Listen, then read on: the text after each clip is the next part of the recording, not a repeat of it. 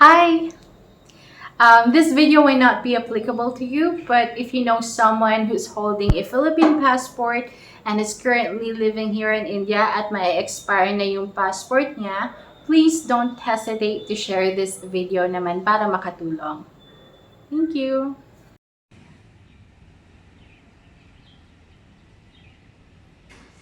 Hello! So, nandito ako sa Embassy of the Philippines para sa renewal sa passport ko.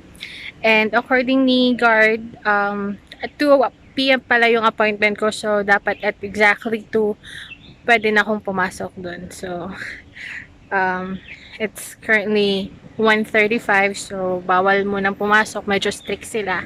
Kung if ever dumating kayo dito ng mas maaga or mas maaga-aga, don't worry kasi merong mga, hindi naman marami, pero may snack or may mga store na nagtitinda dito. May tsaa. Yun, dun sa banda dun, may nagtatinda ng tea. May ice cream din. Ayan. And if you have extra time, you can visit the museum over there. Railway Museum. Railway Museum.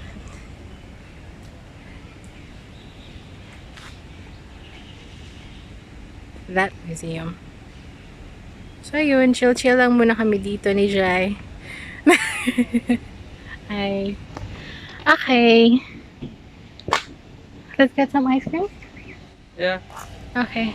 We're heading to that ice cream there. Okay. Chocolate. Camila.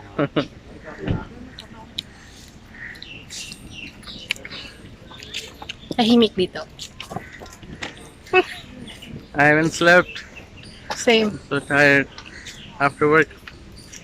Oh, thank you. You're welcome. Okay. I cannot go inside.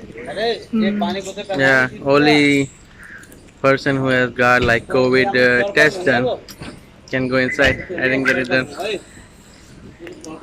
Sadly. It's okay. I don't think it will take 30 minutes or so. Hopefully. Pero hindi naman siya mabobore dito ngayon. My food, my ice cream, my museum. That's the museum, everyone. Yeah. Okay. Hi! So for today's video, I'm gonna walk you through, guys, on how to renew your passport while you're staying here in India. So renewing of your passport, it requires physical appearance, and of course, dapat may appointment din kayo sa kanila. So to book an appointment, it's either you can contact them, you can call them, or pwede kayong mag-send ng email sa Embassy ng Philippines. So with that being said, let's proceed. So if you're using a computer, you just need to type in Embassy of the Philippines and then click on the official website. Tapos, scroll down lang kayo and look for Consular Services or section. Then, just click on the passport hyperlink. And then, you will be redirected to this page wherein nandito yung mga requirements na kailangan yung i-prepare.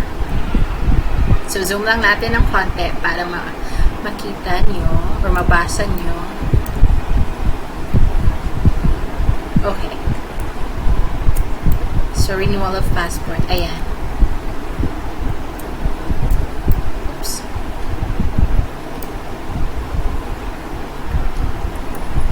Okay.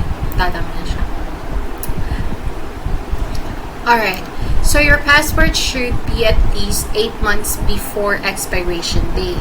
Now, in the event, guys, na less than 8 months na yung passport nyo, say for example, maybe 1 month na lang mag-expire na, or 2 months na lang mag-expire na, or even, what if nakalimutan nyo at expired na yung passport nyo?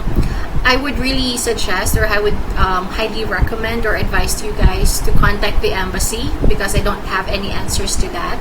And I don't want also to provide misinformation or inaccurate information sa inyo kasi hindi ko naman siya na-experience. So, it would be best if you will just call them and ask them kung anong dapat gawin. Okay? So, after, yeah. after making sure na at least 8 months before expiration din yung passport nyo, you need to also fill out the application form. And you should fill it up completely to avoid unnecessary delay. And then, you need to also bring your current passport, yung kumbaga yung old passport nyo, with a photocopy of the data page. Yung may picture ba? Yung mga physical, yung picture ba, tas yung biodata. And so, with a photocopy of the data page showing the applicant's picture and personal details. Now, they also include this requirement here, the entry visa to India, the immigration arrival stamp by the Bureau, and your status indicating, or your stamp indicating status of stay in India. Now, they also required you guys to show other documents like proof of your actual residence. It could be in the form of valid ID, driver's license, employment ID, or any other similar documents basta nandun yung address. Okay. Now, for married women, kung gusto nyong palitan yung surname nyo gamit yung surname ng asawa nyo, to be honest with you, hindi siya applicable sa akin because what I did when I filled up the form is gamit ko pa rin yung surname ko, hindi yung surname or last name ni Jai. Now, I don't have any information pertaining to that, so I would still advise you guys to contact the embassy para mabigyan kayo ng tamang process or mabigyan kayo ng list of requirements kung ano ba yung dapat gawin. If ever lang naman na gusto nyong gamitin yung last name ng husband nyo. And then, they don't accept cash for the renewal fee, so you should get a demand draft. You can go to your local bank and ask for this demand draft, and it should be payable to Embassy of the Philippines. Alright. Now, the validity of your new passport is now 10 years. Diba? Alright, ayos siya.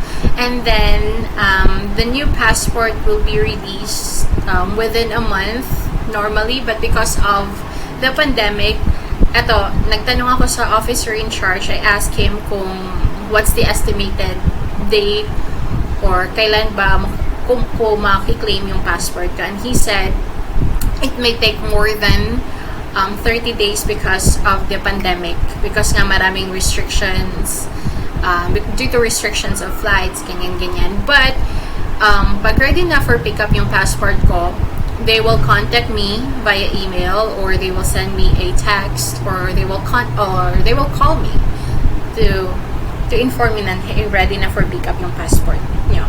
Now, if malayo naman kayo sa Delhi, kasi you need to go to New Delhi para renew ng passport nyo. Sabi ko nga kanina, it requires a physical appearance, diba? So you need to be there. Now, if malayo kayo and if you wish to have it couriered back sa kung saan kayo dito sa India, that's totally fine. You just need to also prepare a self-stamped envelope and self-stamped envelope. You can purchase this, or you can get this tawag dun, local post office niyo. Now, one thing na hindi nila nilagay dito, I'll just put it back. Yeah, okay. One of the important requirement na hindi nila nilagay dito is yung RT-PCR negative result for COVID. Now, because of this pandemic, they are very strict when it comes to people coming in sa embassy. So, you need to provide them an RT-PCR negative result for COVID at least 48 hours 48 hours from your appointment date. Ayan. Now, if you want to bring someone with you, yes, they allow it. Pero dapat meron din siyang RT-PCR negative result for COVID. So, dapat kayong dalawa meron kayo nung negative result. Okay? Now, if tawag doon, for minors, the requirements are still the same. It's just that you need to bring the birth certificate of the kid. Now, for the fees, since they don't accept cash, right, for the renewal fee. So, demand draft, and the amount is this. 4,000, let me zoom it. Ayan. 4,740 rupees.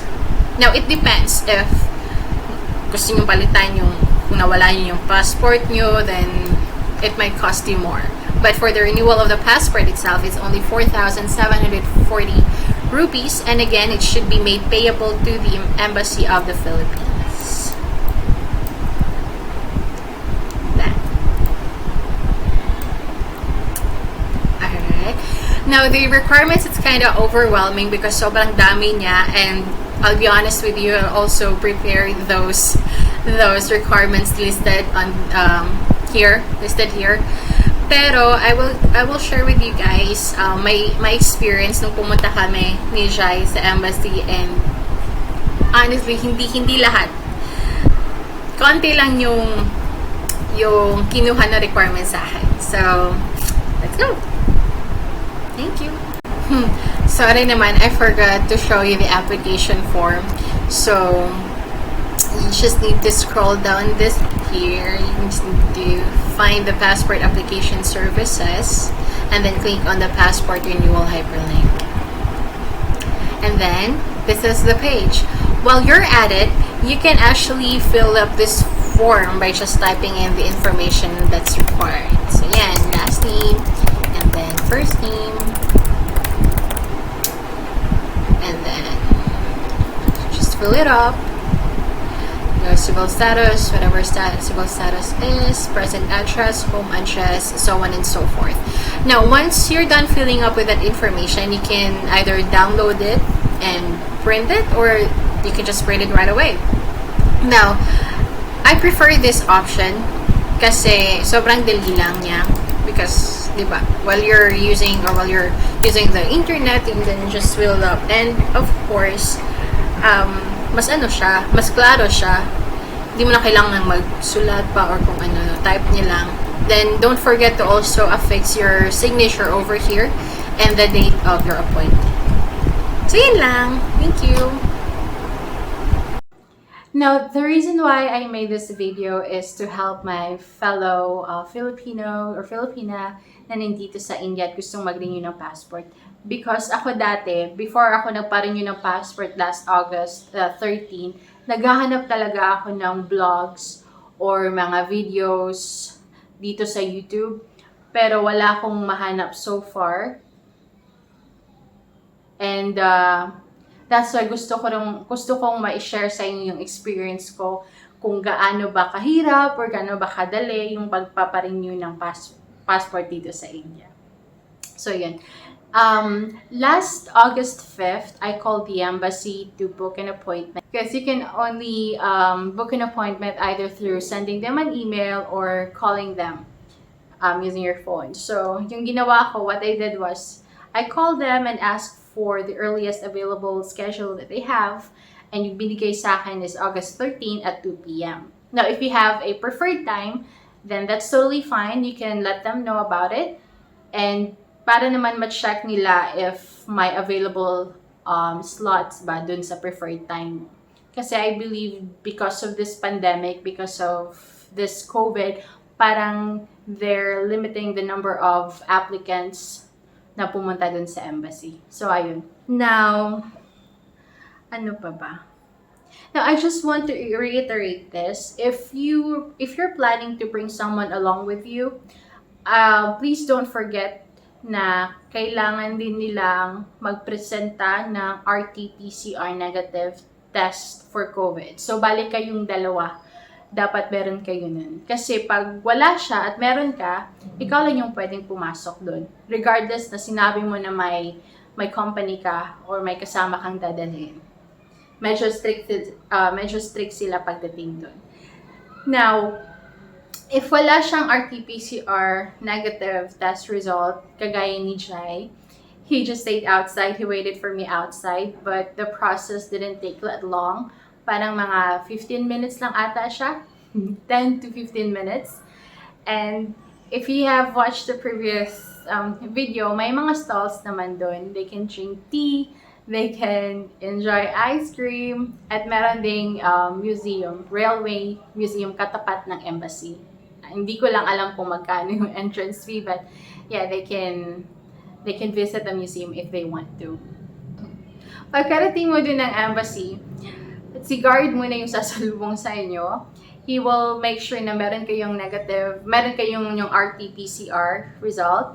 Now, once na-check na niya, and na-confirm niya yung appointment mo, and that's the time na pwede ka lang pumasok dun. Para siyang holding area. Ang tawag dun, waiting area, kumbaga. Tapos, ako lang kasi mag-isa dun eh. August 13 at 2 p.m. ako lang mag-isa, walang ibang aplikante. So, nandun ako sa, ipagpalagay na lang natin na holding area siya.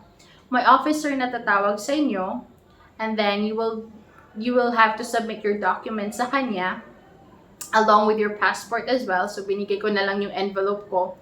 Then, what he took ay yung, may kodigo ako dito. Yung kinuha lang niya is yung form, yung original passport ko, and saka yung photocopy ng passport ko. Yeah, I know, right? The list is quite overwhelming dun sa website nila, pero ito lang yung documents na kinuha sa akin. But I would still recommend na i-prepare niyo yung mga nasa listahan kasi hindi natin alam na baka mag-require sila. Kasi nakalagay din doon, di ba, na other documents may be required, something like that. So, i-prepare niyo na lang yung mga documents. I'm just sharing with you my experience at kung ano yung kinuha sa akin. Now, once na-confirm na niya yung mga documents na kailangan, he will then ask you to go inside sa office, yung main office, na dun yung magaganap yung renewal. So, parang may black gate dun eh.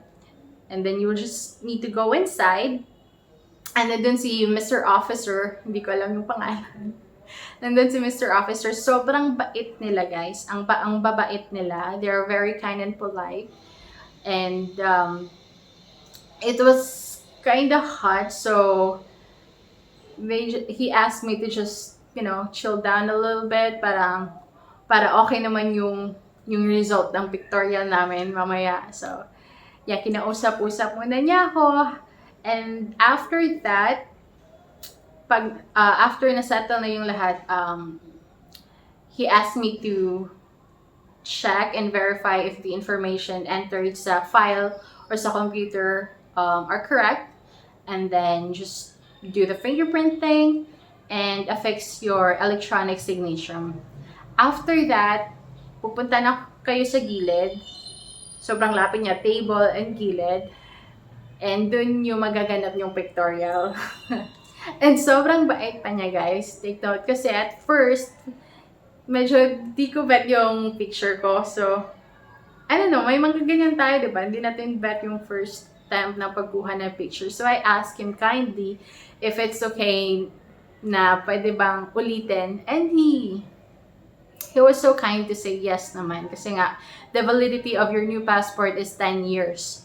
So, importante na parang okay, gusto mo yung picture mo, parang ganun.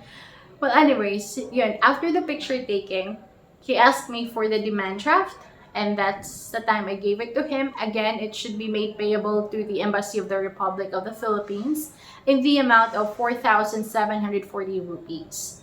Now, after giving him the demand draft, of course, may receipt kayo. Now, once everything is done, you have the option na i-pick up yung passport nyo, or you can have it couriered back home. Kasi malapit lang kami dito sa Delhi, I opted to just pick it up once it's available. Now, if malayo naman kayo sa Delhi, then you can bring along with you a self-stamped envelope. Okay? Now, in addition to that, meron siyang pina-fill up sa akin na form for election kasi diba next year na. And I'm not sure by the time that you're watching this video is still applicable, but as of now, ito yung pinagawa niya sa akin. He asked me if I'm an active voter and I said yes. The last time na nagpa-vote ako, it was the last election. So dahil active na botante ako and parang nandito pa ako sa India noon pagdating ng next election. So he doesn't want my vote to go unwaste. Parang ganun. So pwede akong mag-vote dito. Meron lang siyang pina-PHILIPPINE na form sa akin. And I think it needs approval pa. I don't know. They will just update me. So, yun lang. Once it's done, then you can just go home freely. Now, they will just send you an email or call you or contact you. Maybe text message if available na yung new passport nyo. And again, he reminded me na although it might take 30 days approximately para ma-receive na or ma-release yung new passport, but because of this pandemic, because of flight restrictions, it might take more than 30 days. So, yun lang. Yun lang guys. If you need help or if you need assistance or meron kayong di masyadong naintindihan sa video na to, please just comment down below and I'll help you guys as much as I can in any way, as much as I can, and then my answers are always based on my experience, guys. And if there's something na hindi ko alam, of course, I will always refer you to contact the Embassy of the Philippines kasi sila yung mas may alam. So, ayan, thank you so much for watching and stay safe. Goodbye. Bye.